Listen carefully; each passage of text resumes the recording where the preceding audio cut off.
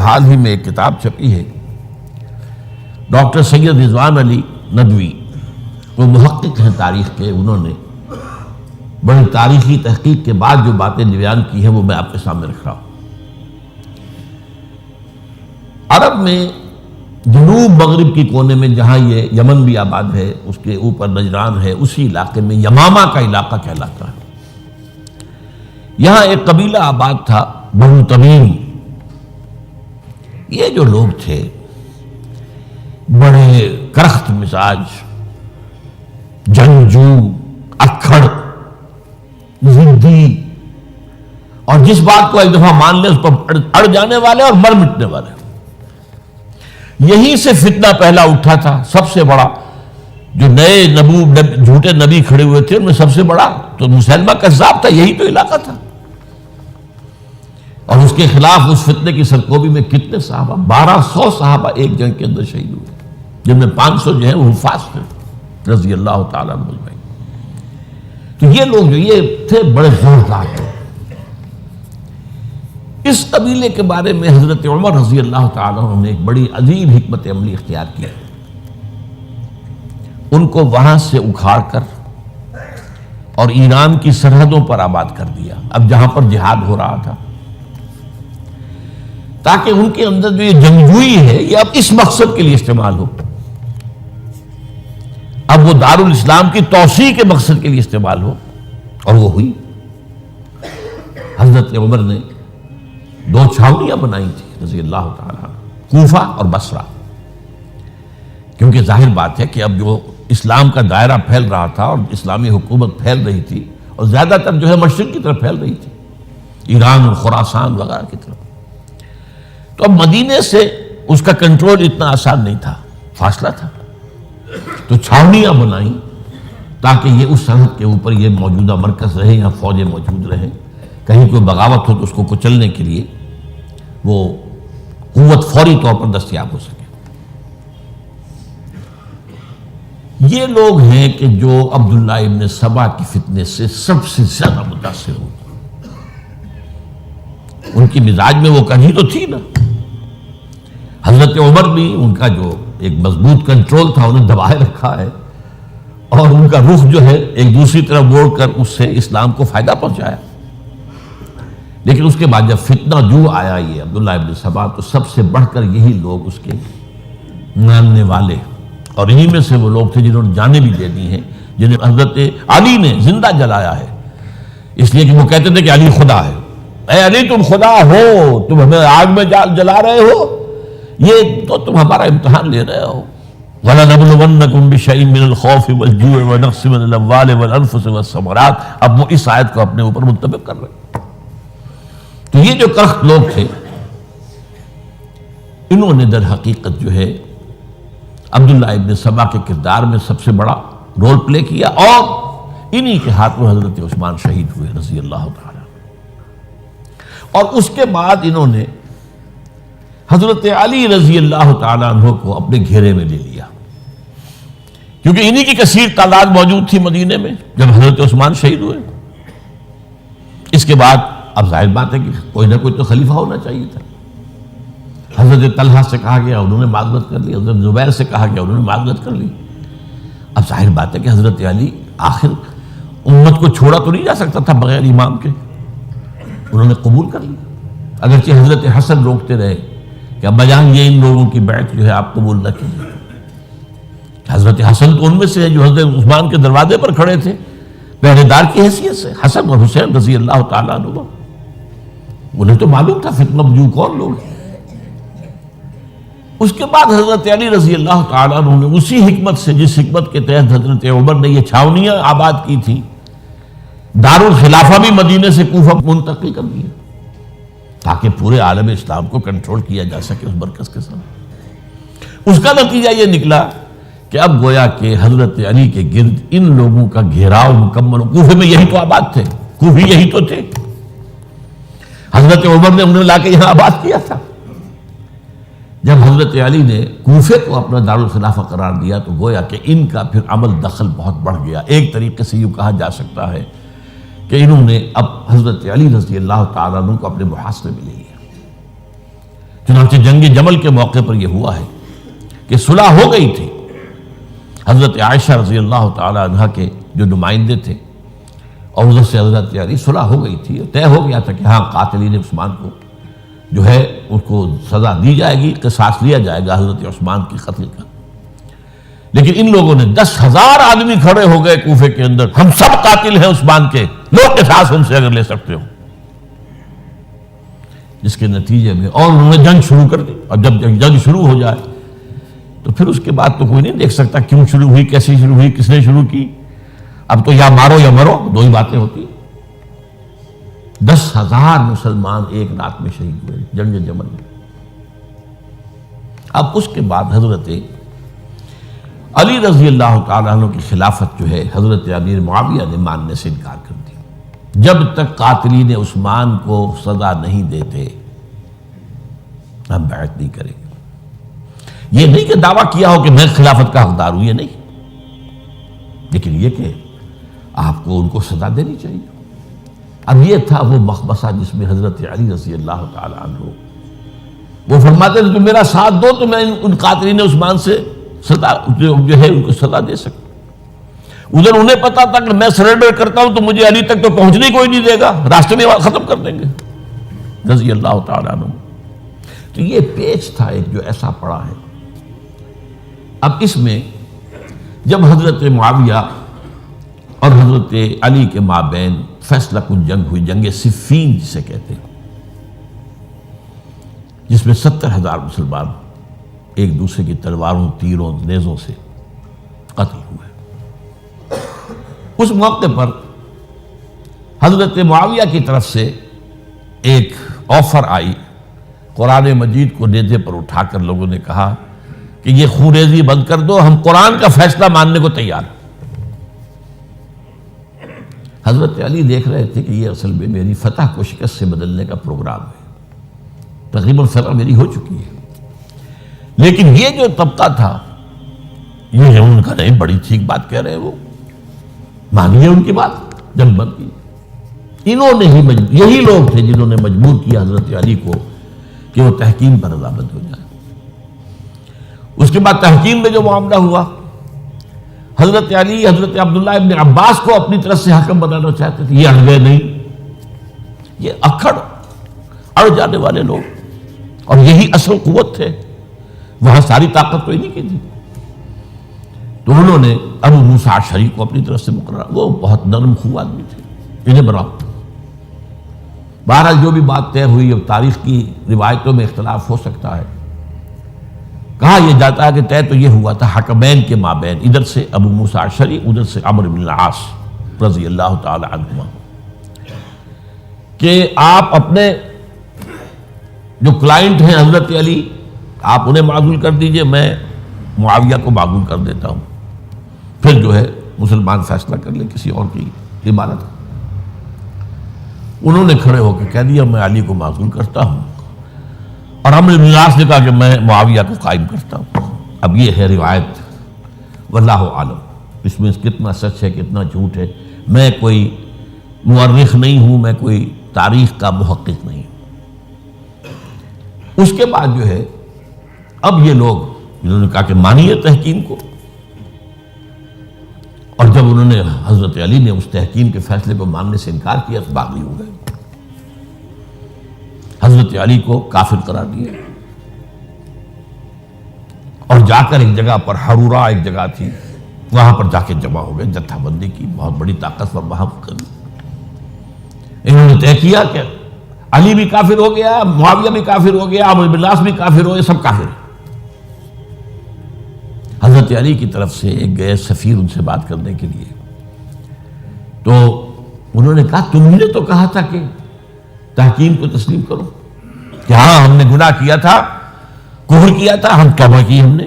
اگر علی بھی مان لے کہ میں نے مان کر کفر کیا تھا اب میں توبہ کرتا ہوں تو ہم ان کی بات مان لیں گے. اب حضرت علی اس طرح کا جھوٹ کیسے بولتے ہیں؟ انہوں نے تو کوئی کفر نہیں کیا تھا. بہرحال انہوں نے پھر بھی نرمی برتی کہ دیکھو اگر تم کوئی خونریزی نہیں کرو گے، فساد نہیں مچاؤ گے تو میں تمہیں کچھ نہیں کہوں گا. لیکن وہ اپنی ان شرارتوں سے بعد نہیں آئے. تو پھر تیسری جو بڑی جنگ ہوئی ہے ان جنگوں میں، جنگ نہروان کہلاتی ہے، حضرت علی کی جنگ خوارج کے ساتھ، جس میں 4000 خارجی جو ہے وہ قتل ہوئے۔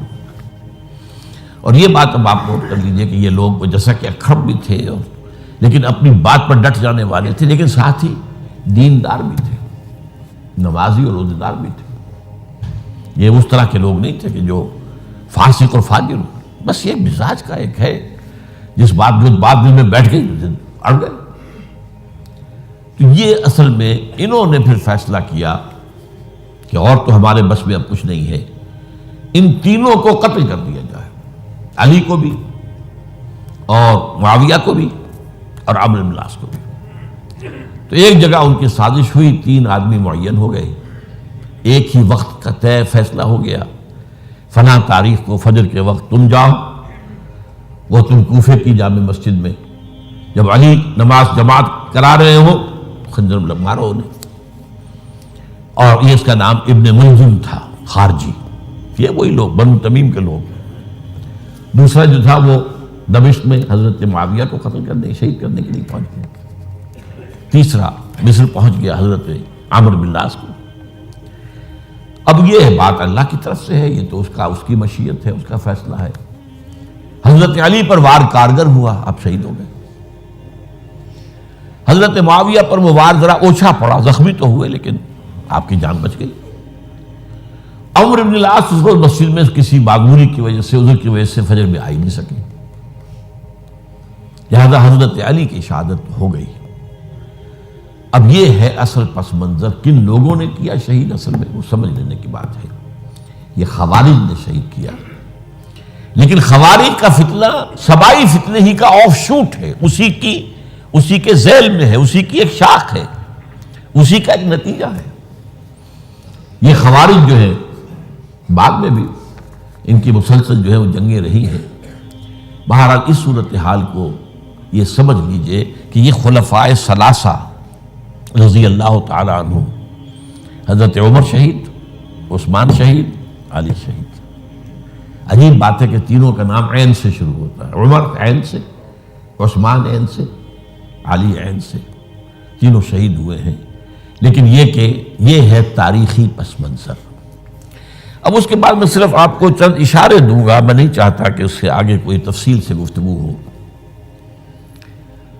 حضرت علی کی شہادت کے بعد لوگوں نے، جبکہ ابھی حضرت علی زخمی تھے، انتقال نہیں ہوا تھا، آپ سے پوچھا کہ ہم حسن کے ہاتھ پر بیعت کر لیں رضی اللہ تعالیٰ۔ آپ نے فرمایا نہ میں تمہیں اس کا حکم دیتا ہوں اور نہ روکتا ہوں، یہ تمہارا معاملہ ہے، امر المسلمین ہے، مسلمان فیصلہ کر لیں جس کو چاہیں۔ چنانچہ حضرت حسن رضی اللہ تعالیٰ عنہ کے ہاتھ پر بیعت ہو گئی۔ اب معاملہ ٹھہرا حضرت حسن اور حضرت معاویہ کے مابین۔ 6 ماہ خلافت رہی ہے حضرت حسن کی رضی اللہ تعالیٰ، اور میں انہیں 5واں خلیفہ راشد مانتا ہوں۔ ابو بکر، عمر، عثمان، علی، حسن، انہوں نے کوئی اپنی قوت سے خلافت حاصل نہیں کی تھی، بلکہ مسلمانوں نے انہیں خلیفہ بنایا تھا۔ لیکن یہ اس قدر صلح جو انسان تھے، بہت نرم طبیعت کے انسان، جب انہوں نے دیکھا کہ یہ تو پھر خوریزی کا معاملہ ہو رہا ہے، ابھی معاویہ کے پاس 40,000 کا لشکر تھا، ان کے پاس بھی بڑا لشکر موجود تھا، بلکہ 40,000 ان کے پاس تھا، حضرت معاویہ کے پاس اس سے بڑا تھا۔ انہوں نے صلح کر لی حضرت معاویہ سے رضی اللہ تعالیٰ، اور وہ حدیث ان کے حق میں جو ہے پیشن گوئی تھی وہ پوری ہو گئی کہ حضور نے فرمایا تھا میرا یہ بیٹا مسلمانوں کے 2 گروہوں کے مابین صلح کرائے گا۔ یہ سن 41 ہجری کا واقعہ ہے جب صلح ہو گئی اور حضرت حسن دستبردار ہو گئے اور امیر معاویہ کو اب خلیفہ تسلیم کر لیا گیا۔ اس کو عام الجماعہ کہتے ہیں، یعنی وہ انتشار اور تفرقہ جو صوبائی فتنے سے شروع ہوا تھا، اگرچہ اس کا نقطہ آغاز تو بالفعل بنا شہادت عثمان، پھر وہ جنگ جمل اور جنگ صفین اور جنگ نہروان، اور اس کا ایک نتیجہ جو نکلا وہ کیا تھا کہ اسلامی حکومت کی حدود کی جو توسیع ہو رہی تھی وہ عمل رک گیا۔ وہ تو خلفائے ثلاثہ، اب یہ ثلاثہ میں گن رہا ہوں، حضرت ابوبکر، حضرت عمر، حضرت عثمان، ان کے دور میں ساری توسیع ہوئی، فتوحات ہوئی۔ حضرت علی کا دور جو ہے سارا خانہ جنگی کی نظر ہو گیا. وہ خلیفہ راشد ہیں، اس میں کوئی شک نہیں ہے، بہت عظیم شخصیت ہے، ہمارے نزدیک صحابہ کرام میں سوائے 3 کے سب سے بڑھ کر ہیں، سب سے افضل ہیں. ہاں، ابو بکر، عمر، عثمان ان سے افضل ہے ہمارے نزدیک. خلافت جو ہے خلفاء کے مابین ترتیب فضیلت جو ہے وہ ترتیب خلافت کے مطابق اہل سنت کے نزدیک، لیکن باقی ہزاروں صحابہ میں تو سب سے اونچے ہیں. اس حوالے سے حضرت علی کا کوئی قصور نہیں ہے رضی اللہ تعالی، ان کی کوئی کوتاہی نہیں ہے. انہیں خلافت ملی ہی ایسے پرفتن دور میں ہے. اگر کہنا جو ہے اگرچہ روکا گیا ہے کہ یہ کلمہ لو مت استعمال کیا کرو، اگر یوں ہوتا تو یوں ہو جاتا، لیکن یہ کہ بہرحال ہمارا سوچنے کا ایک انداز ہے. اگر حضرت علی کو اول دور میں خلافت ملی ہوتی تو ان کے کچھ اور نتائج اور ہوتے. اب یہ پرفتن دور کے اندر خلافت ملی، خانہ جنگی ہو رہی ہے، اور جو حالات میں نے آپ کو بتائے ہیں، ظاہر بات ہے کہ وہ دور جتنا نہ ذرائع آمد و رفت ایسے تھے، نہ ذرائع مواصلات ایسے تھے، نہ کمیونیکیشنز ایسی تھیں. وہ تو یوں سمجھیے کہ دارالخلافہ کے اندر کے حالات جو ہیں بس وہیں پر فیصلہ ہو رہا تھا. یا پہلے مدینے میں ہوا، حضرت عثمان شہید ہوئے، اور یا پھر کوفے میں ہو گیا. وہ تو اصل جو بھی طاقت اس مرکز کے اندر جس کے پاس طاقت تھی، اسی نے جو بھی اپنا فیصلہ ہے وہ منگا لیا. بہرحال یہ جو حضرت حسن نے مصالحت کی ہے، جس کی بنا پر ہم تو انہیں سلام کرتے ہیں، ان کا احترام کرتے ہیں، انہوں نے خانہ جنگی ختم کی، فساد جو ہے اس کی جڑ کاٹ دی، تعامل جماعت ہو گیا، اب امن ہو گیا. اور نوٹ کیجئے اس کے بعد 20 برس تک امیر معاویہ کی حکومت رہی ہے. 20 برس اور کامل امن رہا ہے. اس میں یہ بھی ہے کہ ان کے تدبر کو بھی دخل حاصل تھا. یہ بھی ہے کہ انہوں نے کچھ طاقت کا استعمال بھی کیا. یہ بھی ہے کہ انہوں نے دلجوئیاں بھی کی لوگوں کو، جس کو ہم کہتے ہیں مؤلفۃ القلوب، جو زکوٰۃ کے مسائل میں شامل ہے. کچھ لوگوں کی کچھ کے شر سے اس کو روکنے کے لیے ان کو جو ہے کچھ زکوٰۃ میں سے پیسہ دیا جائے وغیرہ وغیرہ، مؤلفۃ القلوب، تالیف قلب کے لیے. بہرحال نتیجہ یہ ہے. تاہم یہ جان لیجئے کہ حضرت معاویہ صحابی رسول ہیں، ہم ان کو تسلیم کرتے ہیں، لیکن ان کی خلافت کو خلافت راشدہ ہم نہیں مانتے، اس لیے کہ وہ انہوں نے اپنی طاقت سے حاصل کی ہے. میں نے اسی لیے کہا حضرت حسن رضی اللہ تعالیٰ عنہ کی خلافت خلافت راشدہ ہے، لیکن حضرت معاویہ کی خلافت خلافت راشدہ، اگرچہ اس میں عمل رہا، اور وہ جو عمل رک گیا تھا، وہ جو مزید توسیع دارالاسلام کی، وہ دوبارہ شروع ہو گیا. خراسان کی طرف پیش قدمی شروع ہو گئی. ادھر پہلا بیڑا بنایا حضرت معاویہ نے رضی اللہ تعالیٰ عنہ، اور یہ بحیرہ روم کے بعد جزائر کو فتح بھی کیا. انہی کے زمانے میں مسلمان فوجیں جو ہیں استنبول تک پہنچ گئی، قسطنطنیہ کی فصیل تک پہنچ گئے. اگرچہ فتح نہیں ہو سکا قسطنطنیہ اس وقت، وہ تو بعد میں کئی 100 سال بعد ترک جو خلیفہ تھا اس کے ہاتھ میں فتح ہوا، محمد فاتح. لیکن یہ کہ باہر پہنچ گئے تھے وہاں تک، یہ عمل بھی شروع ہو گیا. لیکن انہی لوگوں نے حضرت حسن کو گالیاں دی اس کام پر کہ تم نے صلح کیوں کی. امیر الکافرین کہا، امیر المنافقین کہا، اور انہیں خطاب یا آر المومنین، اے مومنوں کے لیے آر کی کا اور شرم کے باعث، اور ان کے خیمے پر حملہ کیا، اسے جلایا. ان کی جان کے در پہ تھے کہ تم نے صلح کیوں کی. یہ اکھڑ لوگ، یہ لوگ، اس کے بعد اب میں صرف اشارہ کر رہا ہوں، یہی لوگ تھے اصل میں جو 20 برس کے بعد پھر جو حادثہ سانحہ کربلا ہوا ہے اس کا مین کردار یہ تھا. صرف چند جملے اس وقت کہوں گا. سانحہ کربلا پر میرا کتاب جو موجود ہے وہ آپ پڑھیے. حضرت معاویہ رضی اللہ تعالیٰ عنہ کو مغیرہ ابن شعبہ ایک بزرگ صحابیوں میں سے تھے، انہوں نے مشورہ دیا کہ دیکھیے آپ کی خلافت سے پہلے 4 برس تک خانہ جنگی رہی، 1 لاکھ کے قریب مسلمان ایک دوسرے کی تلواروں سے ختم ہوئے. اب اگر وہ زمانہ گزر گیا، کبار صحابہ تو فوت ہو چکے، بڑے صحابہ تو گئے، اب تو یہ نو مسلم جو فتح کے بعد ایمان لائے یا اس کے بعد ایمان لائے جبکہ سورہ توبہ کی آیات نازل ہو گئی، اب تو یہ لوگ، یا پھر اب نئے لوگ جو مفتوحہ علاقے میں ایمان لا رہے ہیں، مسلمان ہو رہے ہیں۔ لہٰذا اب وہ جو مسلمانوں کا ایک نظام خلافت راشدہ کا تھا، اگر اس کے پیچھے کسی مضبوط قبیلے کی طاقت نہ ہو تو وہ مرکزیت قائم نہیں رکھ سکے گا۔ لہذا آپ یزید کو اپنا ولی عہد مقرر کر دیں۔ حضرت معاویہ کچھ رہے متردد، لیکن بعد میں ان کی سمجھ میں یہ بات آ گئی۔ یہاں یہ نوٹ کر لیجئے کہ میں یا آپ حضرت معاویہ کے فیصلے سے اختلاف کر سکتے ہیں، ان کی نیت پر حملہ نہیں کر سکتے، وہ صحابی ہیں۔ الصحابہ کلہم عدول، ان کی نیت بھی یہی تھی، مسئلہ سمجھی اس میں کہ وہی امن جو ہے وہ برقرار رہے۔ اس وقت جو ہے کچھ تھے ہمارے جو اس وقت اگرچہ وہ صغار صحابہ میں شمار ہوتے تھے، لیکن اب وہ کبار تھے، وہ کھڑے ہو گئے کہ آپ یہ کام غلط کر رہے ہیں، یہ قیصریت اور کسرویت جو ہے اس کا آغاز کر رہے ہیں۔ اور یہ کون لوگ تھے؟ اب دیکھیے ترتیب: ابو بکر کے بیٹے عبد الرحمن، عمر کے بیٹے عبداللہ ابن عمر، عباس کے بیٹے عبداللہ ابن عباس، زبیر کے بیٹے عبداللہ ابن زبیر، علی کے بیٹے حضرت حسین۔ حضرت حسن فوت ہو چکے تھے کیونکہ یہ عین وسط میں ہوا واقعہ، 20 سال کے درمیان 10 سال حضرت معاویہ کی حکومت کو شروع ہوئے، 10 سال ہو چکے تھے۔ میری جو تحقیق ہے یا مطالعہ اس کے مطابق تو یہ ہے کہ حضرت عثمان نے مصلحت سے، حضرت معاویہ نے مصلحت سے کام لیا اور ان پر جبر نہیں کیا۔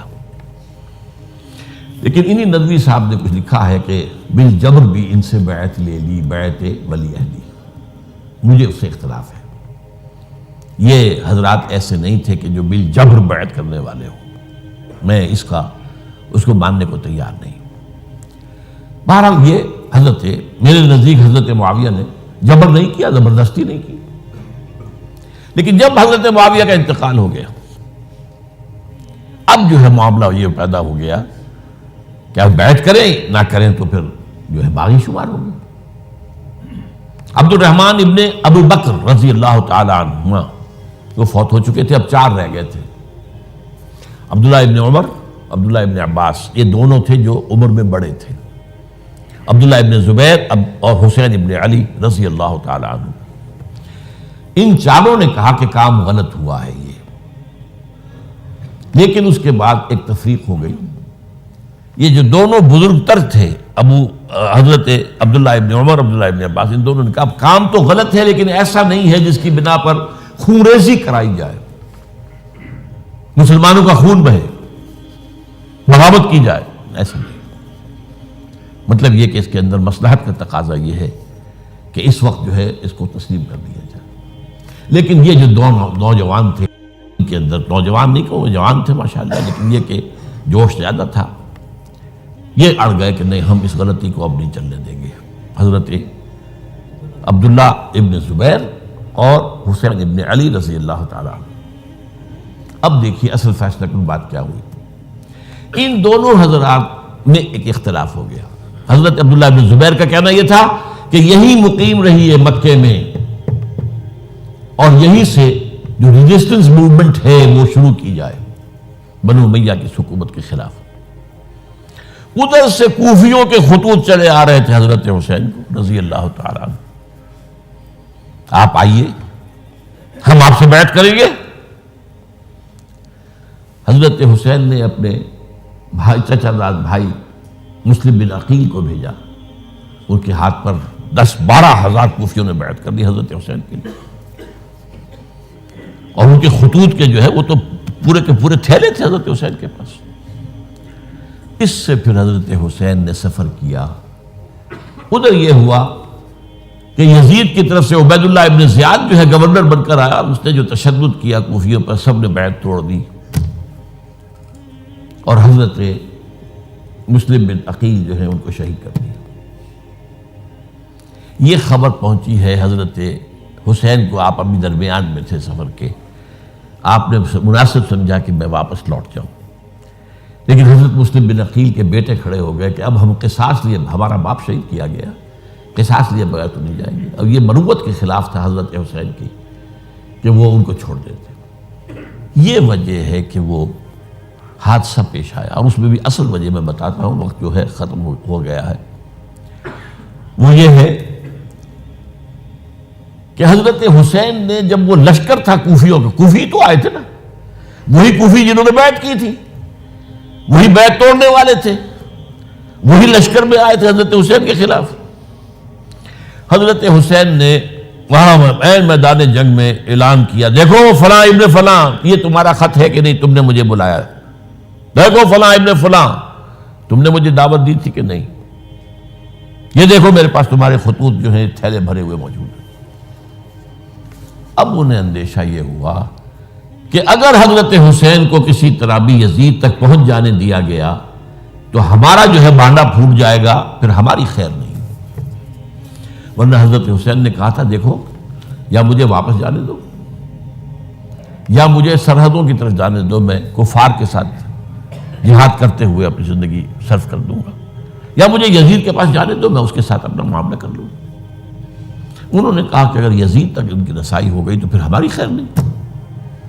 تو انہوں نے نہ صرف یہ کہ شہید کیا، وہی کوفی، وہی بنو تمیم کے لوگ، وہی اکھڑ، انہوں نے نہ صرف یہ کہ شہید کیا بلکہ پھر خیموں کو آگ لگائی۔ کیوں لگائی؟